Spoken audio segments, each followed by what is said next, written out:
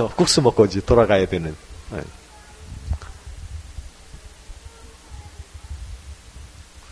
초대교회에 모일 때에 먹는 것을 이렇게 호화스럽게 다양하게 챙겨서 먹지 않았습니다. 하지만 그들은 그 식사 단순하고 단촐한 식사 자리에서 유대인과 헬라인의 구별이 없이 한 식탁에 함께 앉았습니다.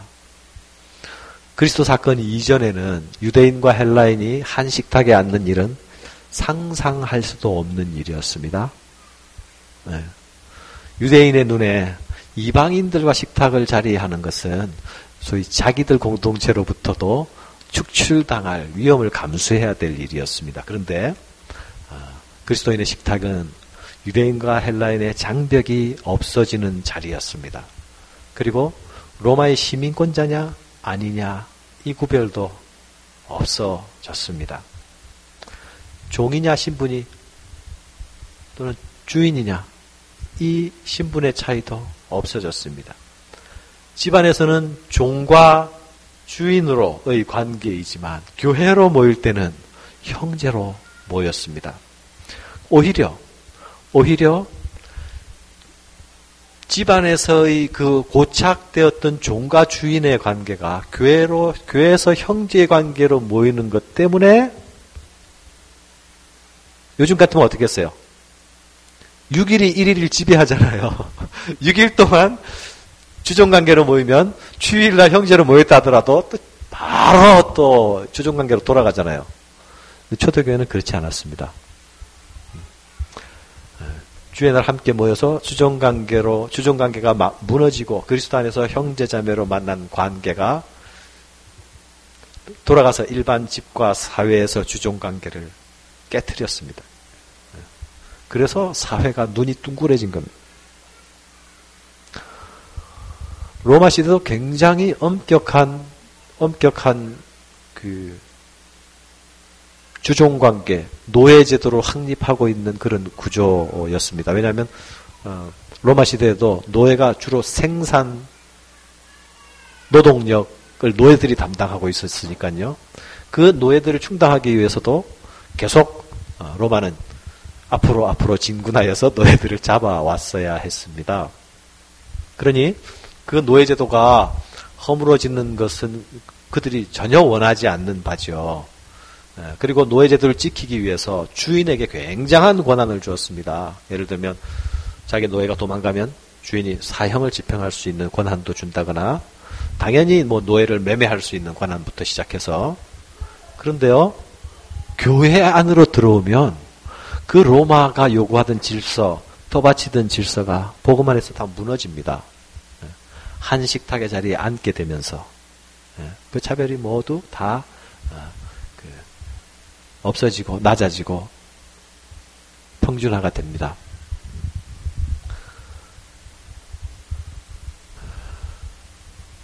우리 교회는 그렇지 않겠지만 강남 쪽에 가면 주일날은 그동안 내가 사회에서 얼마나 잘 나갔나를 확인하고 과시하는 자리로 네, 주일이 이용되기도 하는 것 같더라고요.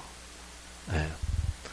그래서 얼마나 더 잘 나가는지 서로 이렇게 보여주고 확인하고 또 사회에서 좀 더 잘 나가기 위해서 주일날 교회에서 쎄쎄쎄하고 오히려 돈독히 하는 다 그런 교회가 아니지만 그런 모임이 있기도 하는 것 같더라고요.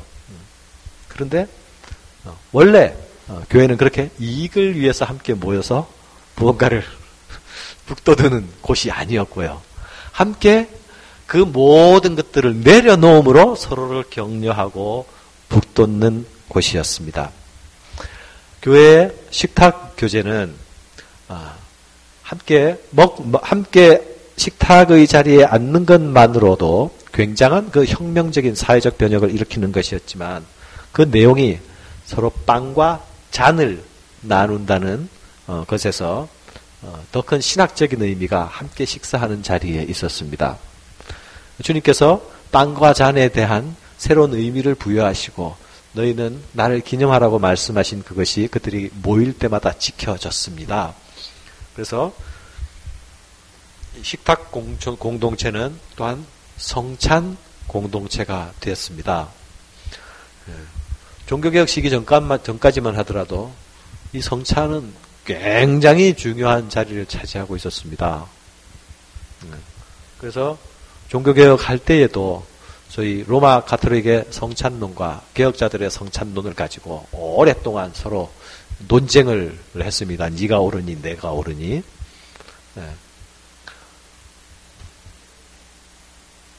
종교개혁 이후에 개신교도들에 의해서 지금 한 500년쯤 되지 않습니까? 이제 어떻게 보면 이 성찬 함께 모일 때마다 나누는 빵과 잔, 이 성찬의 의미는 초대교회에서부터 개혁 시기까지 있어져 온 것보다 많이 약화되었다고 볼 수 있습니다. 그것은 단적으로 우리가 모일 때마다 얼마큼 성찬을 자주 하느냐에 의해서도 표시되기도 하지만, 또 숫자가 적더라도, 성찬의 횟수가 적더라도 우리가 성찬의 의미에 대해서 깊이 깨닫고 인식하고 그것을 정말 진하게 즐기는가에 대해서도 이전 수준보다 낮아진 것이 아닌가 하는 것이 제 개인적인 판단입니다. 그래서 우리가 식탁 교제뿐만이 아니라 이 성찬의 교제에서도 소위 초대 교회적 공동체적 영성을 회복할 수 있도록 애써야 한다. 여러분 성찬식 하면서 빵과 잔을 받으면서 주님과 나와의 관계만을 대부분 생각하잖아요. 그렇죠? 안 그런 분들 있습니까? 지금 이 빵과 잔을 함께 부름받은 공동체가 지금 함께 먹고 있다는 것 때문에 살이 떨리고 감동이 되고 이런 분들이 있었습니까? 있어야 정상입니다. 있어야 정상이라고요. 그런데 우리 신앙이 너무 개인화되고 너무 파편화돼서 없어지는 거예요.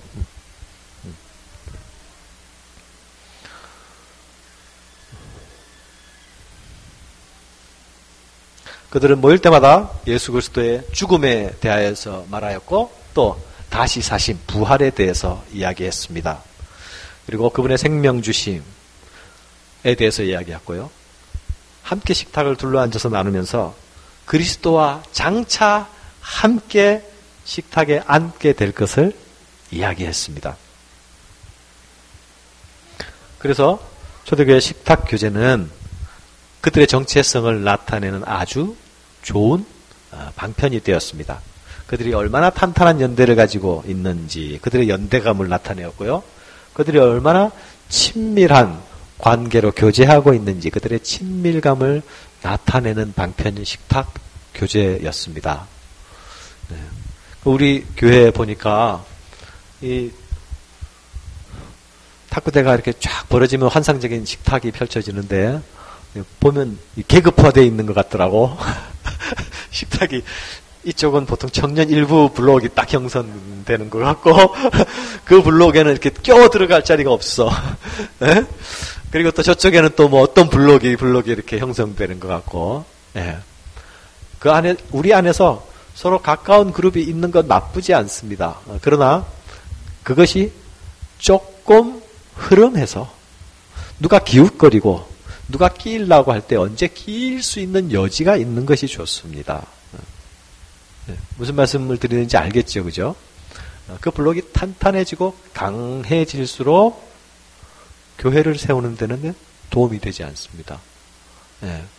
그것이 그룹으로 파편화되어 갈 뿐이죠. 가장 이상적인 것은 교회 안에 어린 자나 노인이나 관계없이 서로 하나님 안에서 영적인 교제가 가능해야 하고 성별의 관계가 없이 영적인 교제가 가능해야 하고 계급의 관계, 신분의 관계, 빈부의 관계가 없이 서로 자유로운 교류가 가능해야 그것이 건강한 교회입니다.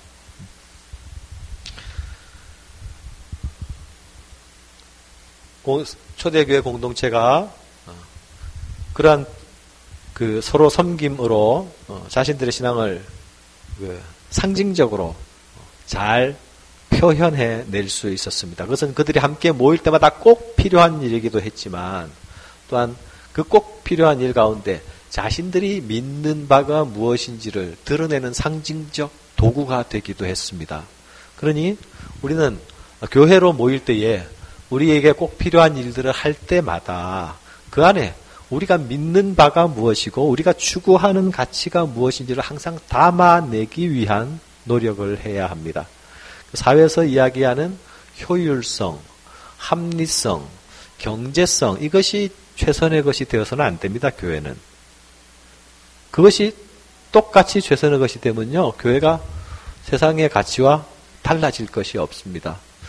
그것은 상식적으로 고려되어야 하겠지만 어떻게 하는 것이 우리 교회 공동체, 그 하나님의 백성 공동체의 특성을 가장 잘 드러내는 길인가? 그것이 우선 가치가 되어야 됩니다.